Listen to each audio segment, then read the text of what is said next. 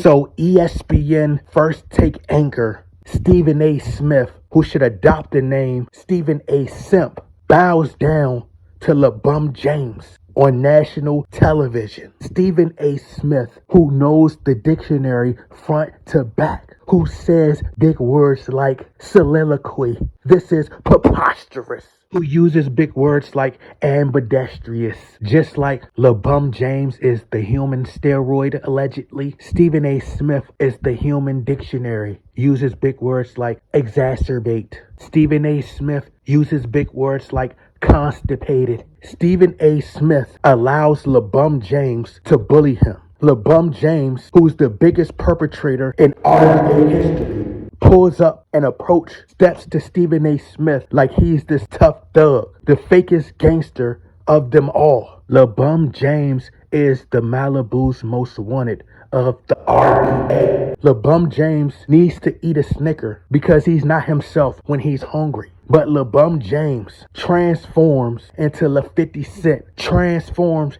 into LaTookie Williams, transforms into LaWayne Perry, transforms into La Easy E, La Tupac. LeBron James transforms into La O-Dog from Menace to Society, transforms into La Godfather, transforms into La Scarface, approaches Stephen A. Smith for his critical views of his son, LeSperm James. Stephen A. Smith should have took a page out of Donald Trump's book and grabbed LeBron James by the ussy. LeBron James is upset because Stephen A. Smith and a lot of the media pundits and YouTubers, such as myself, have been highly critical of LeBron James Jr., have been giving our fair assessment, voicing our opinions, constructive criticism, calling it like we see it, which is LeSperm Jr. is the worst player in Trojan history. Now, if I was Stephen A. Smith and LeBron James would have approached me like that, as the younger generation says, I would have had to pull out the Draco, pull out the switch, and just let it rip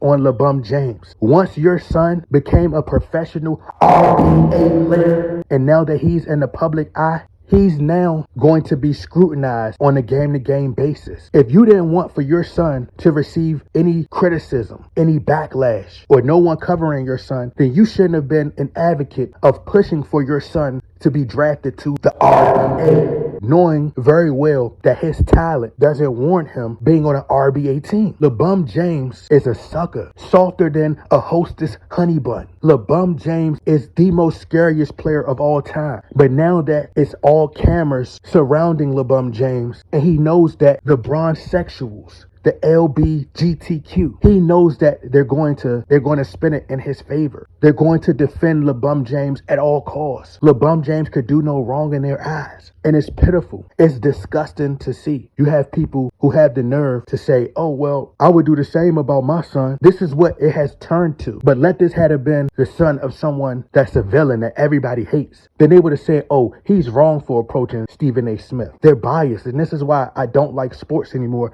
because it's become politics. It's more so a popularity contest, who you like and who you don't like. And that's why I've never been fond of LeBron James, because everybody wants to coddle him, wants to protect him, wants to side with him. He's the golden child. He's the spoiled brat. Everything has to be his way. But LeBron James thought it was a bright idea to step to Stephen A. Simp about being vocal about his son. LeBron James acts as if in his mind thinks he's Will Smith. Keep my son name out your mouth. He did everything but slap Stephen A. Smith. And I'm almost certain that the worshippers would have sided with LeBron James, would have said, oh, he did nothing wrong. He was protecting his son. He had every right to slap that man in the face. LeBron James, you're selective. You will step to a Stephen A. Smith, but let's go see you go approach Dennis Rodman. There have been plenty of athletes who have had criticism about your son. See, LeBron James knew it was the perfect opportunity to approach Stephen A. Smith. LeBron James isn't confrontational at all. He's one of those type of people, you know, those guys in high school who really don't want to fight, but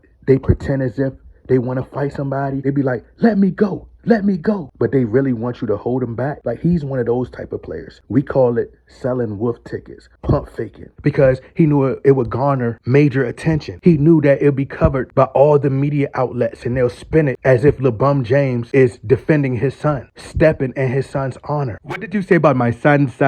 I do not play by my son. This is LeBron James mentality. This is the LeBron mentality. LeBron James wouldn't bust a grape in a fruit fight. Dear LeBron James, I have a suggestion for you. If you don't want anyone speaking on your son, how about you just retire? You're 40 years old. You're intentionally trying to prolong your career. Your son went straight to the G League. He has no business being in the RBA, only due to nepotism. I wish LeBron James would step to me about what I said on my channel about LeBron James Jr. If he would have said, keep my son's name out your mouth, stop talking about my son, I would have said, F you and your son. I dare LeBron James to approach me and confront me about his son. I would knock him back into Gloria James's cootie cat, right back in the wound, put him back right where he came from. But Stephen A. Smith goes out like a coward. The man refused to stand on business, goes on national television and says, that was a father that approached me. No, that was LeBron James who approached you. And you should have stood on your word. Because it's not like you attacked the man personally. It's not like you wish harm on Bronny James. You just spoke your mind and you said the truth. But LeBron James doesn't care about the truth because he's been manufactured and he's accustomed to media pundits such as Stephen A. Smith glazing him every 5 seconds on TV. LeBron James only wants positive coverage out there about him. He hates negative stories, but an opinion is like a butthole. Everybody has one. This is why I despise the game of basketball now. This is why the viewership is decreasing. This is why nobody wants to watch anymore. LeBron James is always in his emotions. He's always in his feelings. And this is why I fully hate the game of basketball, because you have athletes, players like LeBron James who can't separate their personal feelings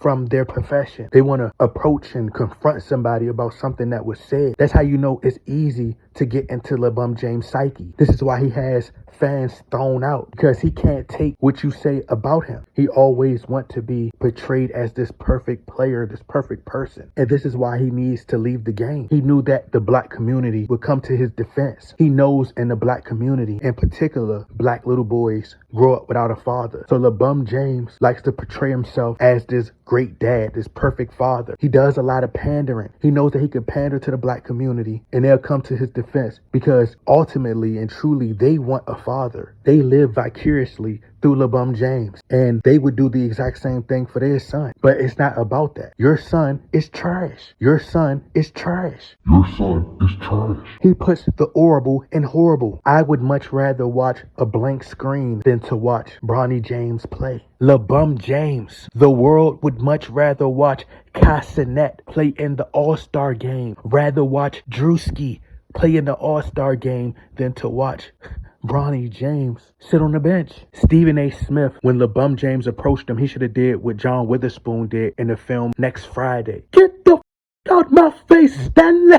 LeBron James talking about keep my son out of it. No, we're keeping your son in this. You need to keep your son out the RBA. We wouldn't have nothing to talk about because as long as he's in the RBA, we'll talk about how much he sucks. If I were Stephen A. Smith and LeBron James confronted me, I would have hit him with the Hulkamania leg drop. All Stephen A. Smith had to do was buck at LeBron James and act as if he was going to hit him. And LeBron James would have folded. He would have flopped like he always do. Stephen A. Smith, I'm highly disappointed in you. Your hairline is never going to grow back now because of your actions. You're going to forever have the muffin top. God doesn't bless people like that who don't stand on business. LeBron James doesn't even care about you speaking negative about his son. What he's truly mad at is that you, who has one of the louder voices, literally and figuratively, in the black community, because you have a lot of influence. And once you stated publicly that you were no longer going to entertain the GOAT debate and that Michael Jordan is officially the GOAT, LeBron James was furious about it.